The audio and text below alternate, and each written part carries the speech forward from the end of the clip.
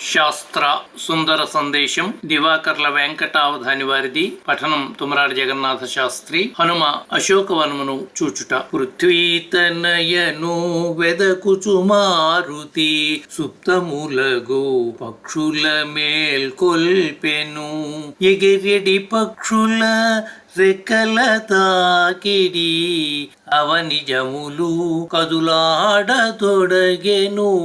కదలెడి తరు శాఖలలో నుండియు రాలెను పలు వర్ణముల పుష్పములు. కుసుమ సంవృతాంగుడు హనుమంతుడు పుష్ప పర్వతము పోలికను పెను.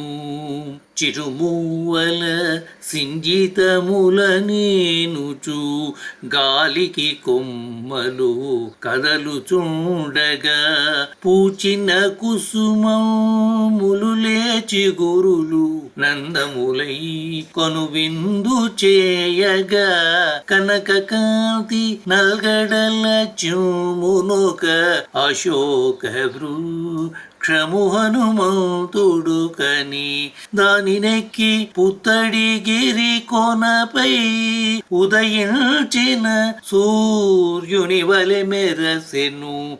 శ్రీ వాల్మీకి మునీంద్రులు దయతో తెలిపిన రాముని దివ్య కథానే తెలిపెద రాముని దివ్య కథ.